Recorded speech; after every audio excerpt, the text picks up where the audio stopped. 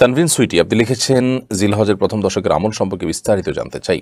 জিলহজের প্রথম দশক সেই দশক যে দশকের নামে আল্লাহ তাআলা কোরআনে কারিমে সূরা ফজরে শপথ করেছেন। তার মানে এই দশকের গুরুত্ব আল্লাহ তাআলা বুঝিয়েছেন।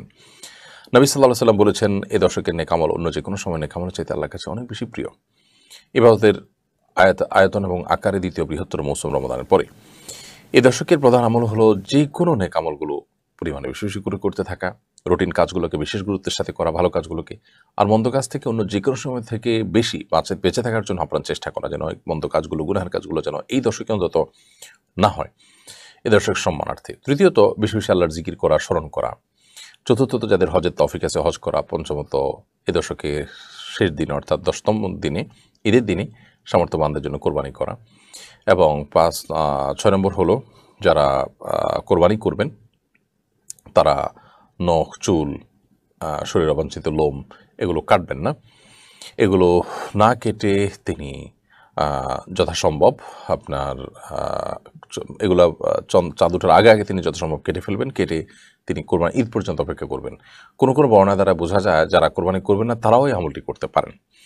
যাই হোক, তাহলে এটি হলো 6 নম্বর আমল। সেই সাথে 7 নম্বর আমল হলো এই দশকে বেশি বেশি তাকবীর, তাহমিদ, তাহলিল করা, পাঠ করা, বেশি বেশি আল্লাহু আকবার, আল্লাহু আকবার, লা ইলাহা ইল্লাল্লাহ, আল্লাহু আকবার, আল্লাহু আকবার, লিল্লাহিল হামদ। এটা সম্ভবত 6 নম্বর। 7 নম্বর আমল হলো বেশি বেশি আল্লাহর জিকির করা, আল্লাহর স্মরণ করা।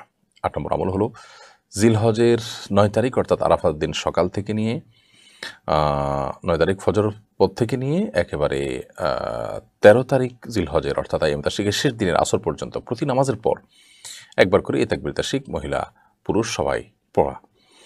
আর 9 নম্বর আমল হলো জিলহজের 9 তারিখ আরাফাত দিনে রোজা রাখা, যারা হাজির না তাদের জন্য। আর 10 নম্বর আমল হলো ঈদের সমস্ত সুন্নতগুলো পালন করা। এই 10টি আমল জিলহজের প্রথম দশকের সুন্নাহ এবং মাসনুন আমল। আমরা আবারও বলছি, সব নেক আমলগুলো করতে থাকা, বেশি বেশি করে এই দশকে বদামল থেকে বেঁচে থাকার জন্য বেশি চেষ্টা করা এই দশকে বিশেষভাবে।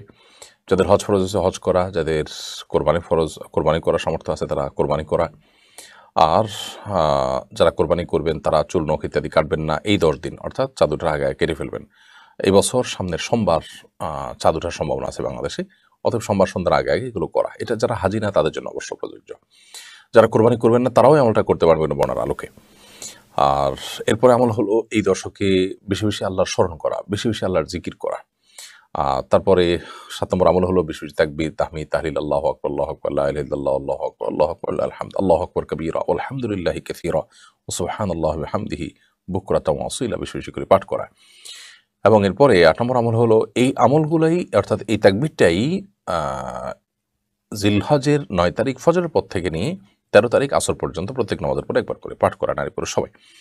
এবং 9 নম্বর আমল হলো জিলহজের 9 তারিখে যারা হজে যাচ্ছেন না তারা নফল রোজা রাখবেন। আর 10 নম্বর আমল হলো জিলহজের 10ম দিনে, ঈদের দিনে ঈদের সুন্নাহগুলো পালন করা। কেউ চাইলে প্রথম 9 দিনের প্রত্যেকটা দিনই নফল রোজা রাখতে পারেন, সেই সুযোগ কিন্তু আছে।